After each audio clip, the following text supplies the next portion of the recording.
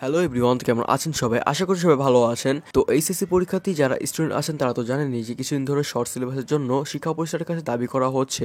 তার সঙ্গে অটোপাসের কথা শোনা যাচ্ছিল। তো আপনারা যারা আন্দোলন করেছিলেন তা এখন জানেন না কি খবর বা কি আপডেট পেয়েছে। তো এই ভিডিওতে সম্পূর্ণ আপডেট দেওয়া হবে, শিক্ষা পরিষদ থেকে কি বলা হয়েছে, তার সঙ্গে আপনাদের জন্য 4টি সুসংবাদ রয়েছে সেটিও বলা হবে। তো ভিডিওটি সম্পূর্ণ স্কিপ না করে দেখে থাকুন। এবং হ্যাঁ, এইচএসসি পরীক্ষার্থী যারা তারা বলে যাবেন যে আপনারা কোনটি চান, শর্ট সিলেবাস নাকি অটোপাস।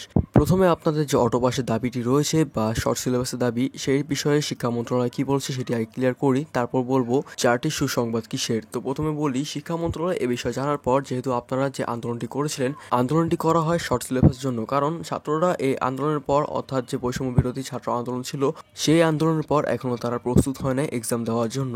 তার আগে যে করোনা এসেছিল, করোনার মধ্যে অনেকের ক্ষতিগ্রস্ত হয়েছে, অনেকে পড়ালেখার ক্ষতি হয়েছে, এখনো তারা সেই ক্ষতি পুষিয়ে উঠতে পারেনি।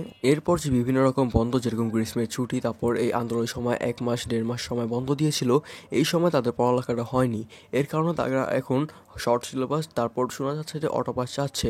এই বিষয়ে শিক্ষা মন্ত্রণালয় জানার পর তারা বলছে আমরা এই বিষয়ে দেখছি, কিন্তু এখন পর্যন্ত শিক্ষা মন্ত্রণালয় থেকে কোনো আপডেট পাওয়া যায়নি। তারা আপনারা এই আন্দোলনটাকে সম্মতি জানিয়েছেন এবং তারা এই বিষয়ে পরিচর্যা করছে এবং দেখছে, খুব দ্রুত আপনারা এই আপডেটটি পাবেন।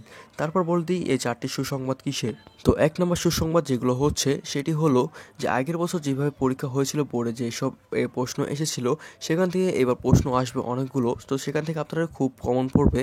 এবং দ্বিতীয় নাম্বার হচ্ছে আপনার যে খাতার মধ্যে রেজিস্ট্রেশন নাম্বারের মধ্যে যেসব ভুল করেন, সেগুলো ভুল আসলেও এখন আপনার খাতা পাবেন বা রেজাল্ট পাবেন। তো নাম্বার 3, ভুল করেও যদি কেউ এমসিকিউ খাতায় মানে পোস্ট কোড যেটা সেটি পূরণ না করে এমসিকিউ পূরণ করে, তো তাও তারা এখন খাতা পাবে, বা যেসব সমস্যা হতো আগের বছরগুলো সেগুলো এখন আর দেখা হবে না। 4 নম্বর সুসংবাদ হচ্ছে আপনারা যে আগে বৃত্তি পেতেন, তো সেই বৃত্তি থেকে এখন 500 টাকা বৃদ্ধি করা হয়েছে, অর্থাৎ আগের থেকে এখন 500 টাকা বেশি পাবেন।